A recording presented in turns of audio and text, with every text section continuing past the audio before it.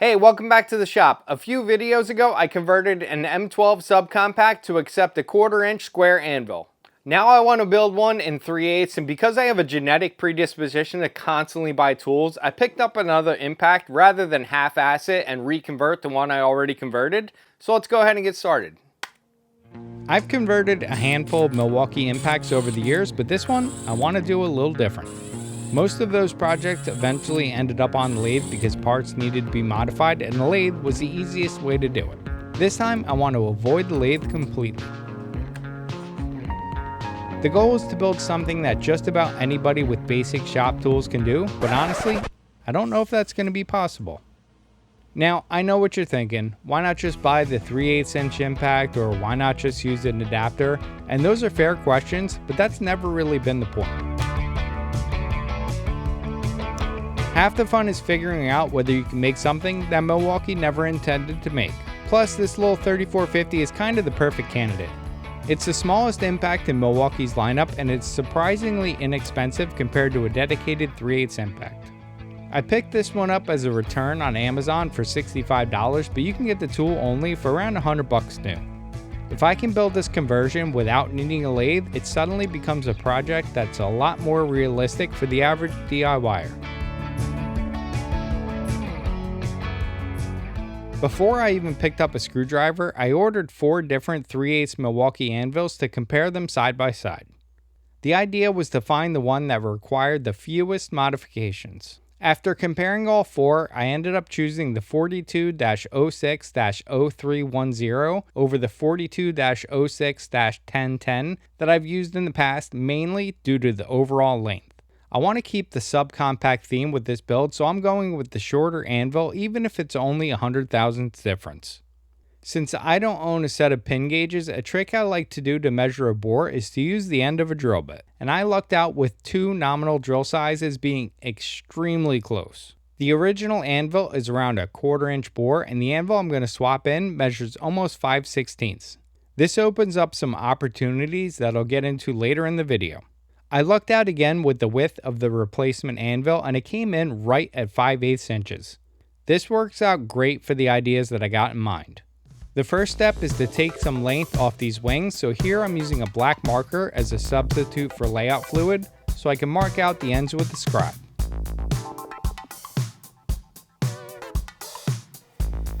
With the anvil held tight in my bench vise, I'm now able to use my right angle die grinder with a 3-inch ceramic sanding disc to remove the material that I don't need.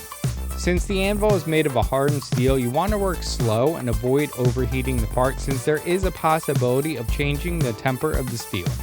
As long as you don't let it get hot enough to where it starts to change color and gets a blue haze to it, you should be safe.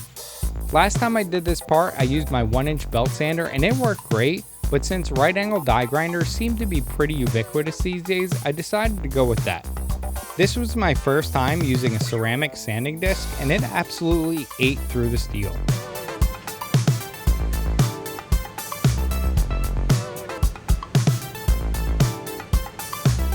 It also got me thinking, ceramic seems to be in everything these days. Want less friction? Add ceramic. Want something that cuts faster? Bond ceramic to it. Want premium window tint? Make it ceramic. They're obviously not all the same material or serving the same purpose, but it's interesting how often ceramics show up in completely different applications. One of these days I'd like to take a deep dive into why that is, so if that sounds interesting to you, consider subscribing. After about 10 minutes or so, I had the wings cut down enough to where they easily fit into the gear case housing, and they're close enough to being the same size. Obviously, with the 3/8 anvil being much wider than the original, the parts don't fit together. To fix that issue, I picked up an inexpensive 5/8 diameter chucking reamer. Normally, this is the point where I'd walk over to my South Bend and start cutting metal, because that's how I've done most of my anvil conversions in the past. But this time, I'm thinking about those unfortunate people that don't own a metal lathe. I'm doing everything the hard way just for you. Here I'm using a drill bit that's as close as possible to the original opening size, just so I could center up the gear case housing on the drill press. Locking the quill in the down position lets me move the vise around to get it where it needs to be. I love this vintage Craftsman drill press, but unfortunately it has some limitations, and you'll see that in a bit. I sharpened a 1/2 inch drill, and my plan was to step up the hole incrementally until I got close to the 5/8 reamer size. I checked the speed chart on the side, and when I've turned these snouts on my lathe in the past, I thought they were sintered bronze just going by the chips it cut, but it's something much harder, and I was going way too fast. The drill burned up pretty quick since I was drilling too fast and too close to the original hole size, so the sides of the drill just started dragging.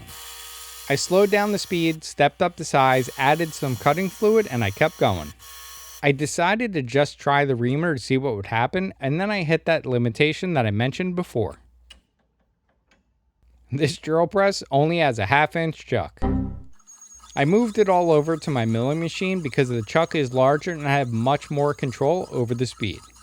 Even so, regular drills had a tough time getting through, but once I put on a sharp edge, I was finally able to make it through before chucking up the reamer.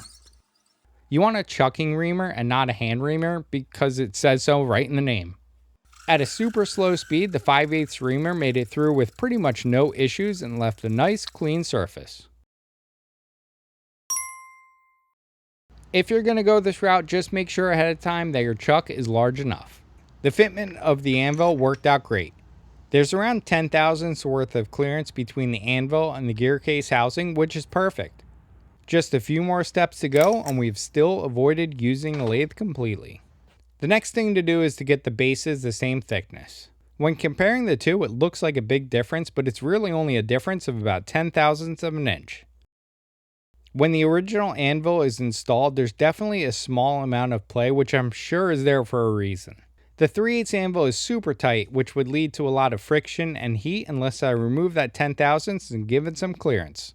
For that, I'm going to do it the old-fashioned way and lap it in with some sandpaper. You can use a thick piece of glass as a lapping plate, but my metal work table is close enough to flat, so I just tape down the paper to keep it in place.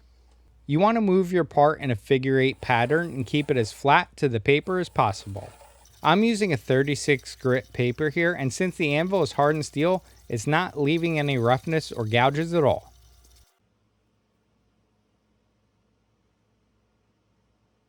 I thought I'd have to finish it with something like an 80 grit, but the finish I got is completely acceptable, especially since the sandpaper lost a little bite after a while.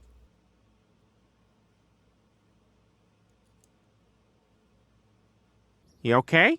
Yeah, I'm good. I'm just gonna go and check my mail over there. When I put it all back together to test the fitment, I was surprised to find out that it was still tight for some reason. After looking at the 3/8 anvil more carefully, I came to find that there's an inside radius at the base as opposed to the original anvil, which has a slight undercut. The conclusion I came to was that the anvil is hanging up on the inside corner of the gear case housing, so I took the absolute worst countersink tool I have here, which happened to be the only one large enough, and added a chamfer to the inside that only an angry beaver could be proud of. Turns out that was the issue, and now I have that bit of play I was looking for. The final problem that needs to be solved is the size difference between the center pin and the hole in the anvil, and to do that, I'm going to use this. It's an off-the-shelf sleeve bearing with an ID of 1/4 inch and an OD of 5/16. This is where being close to a nominal size might end up working in my favor. These sleeve bearings made by UXL are cheap, like really cheap, and the fitment is perfect and won't require a lathe. I'll put a link to them down in the description. I used a marker again so that I can scribe a mark where to cut, and then I held it in the most sketchy way possible so I can cut it with a Dremel. Sometimes I joke that I'm a surgeon with a rotary tool, and in this case I was definitely pretty close to needing one. The cut is extremely rough as you'd expect, but nothing that a little sandpaper can't fix. You can actually hear the difference in sound between the soft brass and the hardened steel.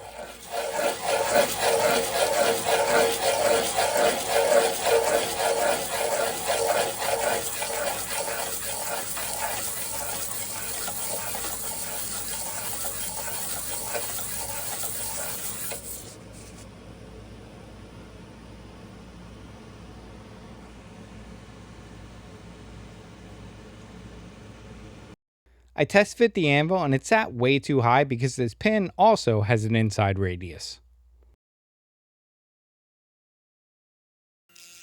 A few hits with a right angle die grinder got me the clearance I need, and the anvil now fits perfect. We have clearance, Clarence. Roger, roger.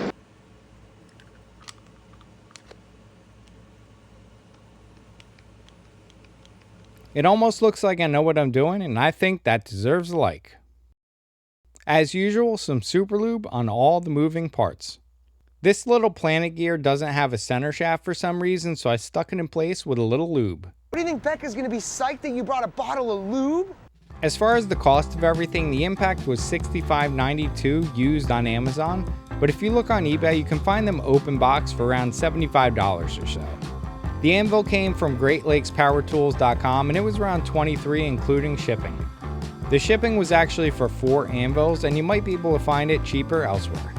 The chucking reamer was $13.73 and the sleeve bearing was $7.38 for a 2-pack. Both came from UXL on Amazon.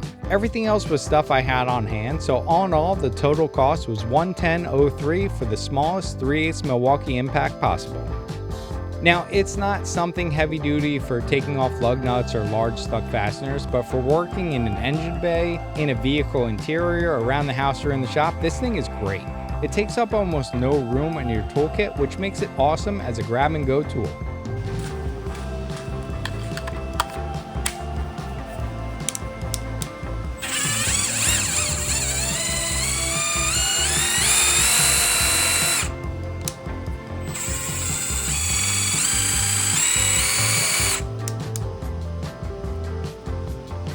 When comparing it to the Gen 2 hex impact I converted before, you can really get an idea of how subcompact it is.